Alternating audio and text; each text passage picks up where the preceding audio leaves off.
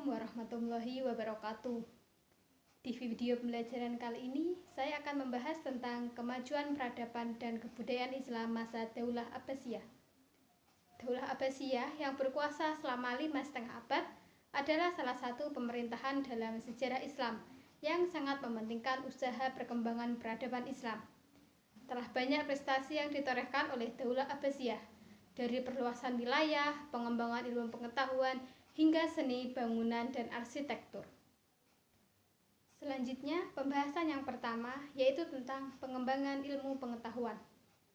Periode awal pemerintahan Daulah Abbasiyah memiliki khalifah-khalifah yang memiliki perhatian besar terhadap pengembangan ilmu pengetahuan, seperti Khalifah Abu Ja'far al-Mansur.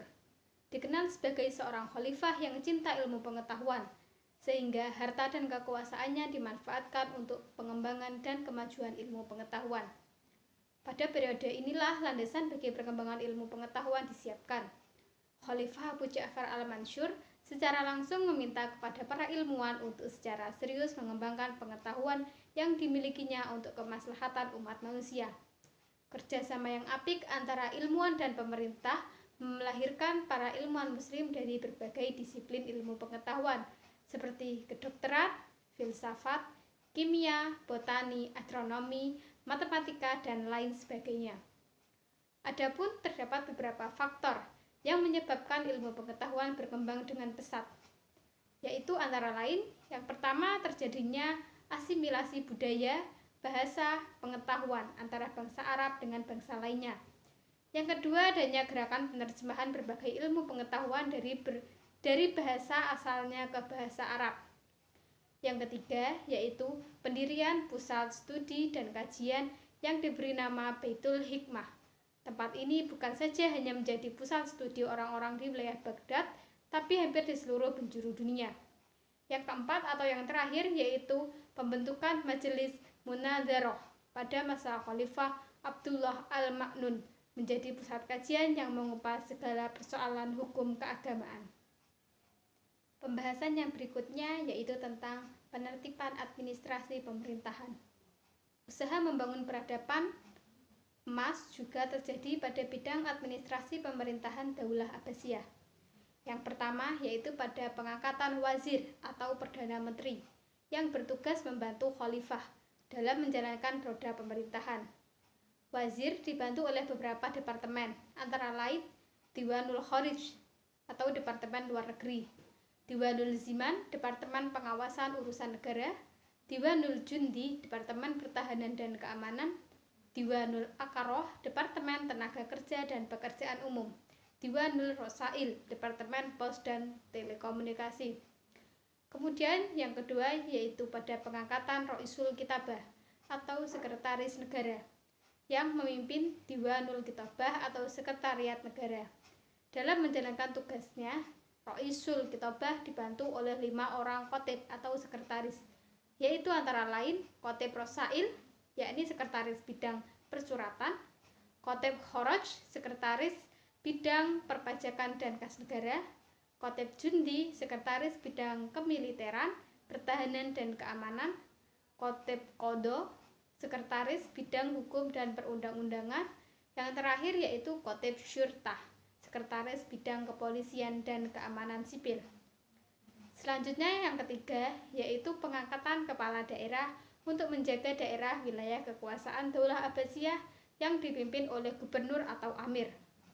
Untuk memudahkan kondisi pemerintahan pusat dan daerah di bawah gubernur dibentuk pemerintahan desa atau qaryah yang dipimpin oleh Syaikhul Qaryah atau kepala desa.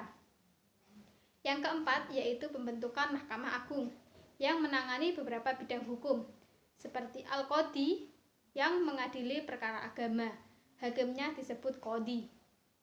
Adapun Al-Hizbah mengadili perkara umum, baik pidana maupun perdata, hakimnya disebut Al-Mustahsib.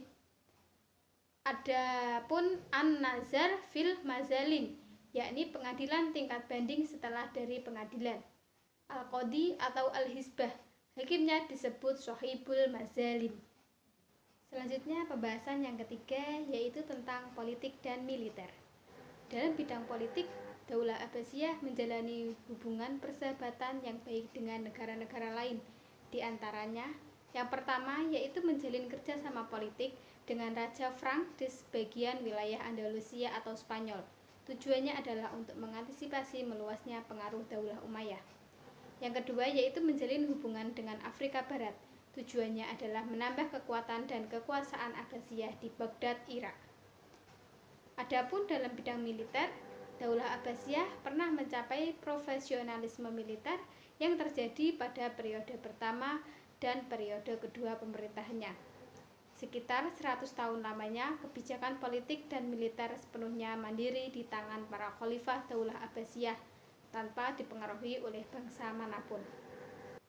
Selanjutnya, pembahasan yang keempat yaitu tentang ekonomi atau perdagangan, perindustrian, dan pertanian. Peningkatan taraf hidup masyarakat dalam bidang ekonomi masa Daulah Abbasiyah sebenarnya telah dimulai saat Khalifah Abu Ja'far al-Mansur berkuasa. Ia merupakan tokoh utama dari peletak dasar ekonomi Daulah Abbasiyah.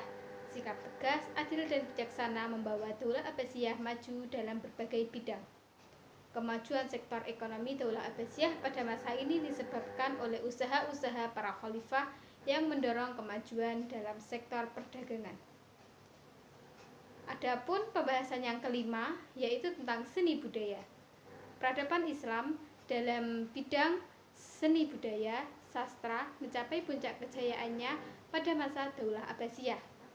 Kota Baghdad menjadi kota pusat studi ilmu, seni, dan sastra. Kemajuan ini disebabkan karena proses asimilasi atau pertemuan budaya antara bangsa Arab dengan bangsa lainnya.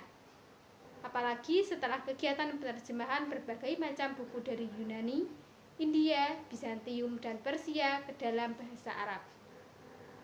Selanjutnya pembahasan yang keenam atau yang terakhir yaitu tentang seni sastra. Dunia sastra mencapai puncak kejayaannya pada masa Daulah Abbasiyah. Kota Baghdad merupakan pusatnya para penyair dan sastrawan. Bahkan hampir seluruh Khalifah Abbasiyah menyukai sastra. Berikut beberapa penyair dan sastrawan yang terkenal saat itu, antara lain Abu Atiyah, Abu Nawas, Abu Tamam, Al-Buturi, Al-Muntanabi, dan lain sebagainya. Kota Baghdad terkenal dengan kisah yang melegenda di kalangan umat Islam, yaitu tentang cerita 1001 malam atau Alfu Lailah wa Lailah yang ditulis oleh Mubashir Ibnu Fatih. Mungkin sekian video pembelajaran yang dapat saya sampaikan. Apabila ada kurangnya saya mohon maaf. Wabillahi taufiq wal hidayah. Wassalamualaikum warahmatullahi wabarakatuh.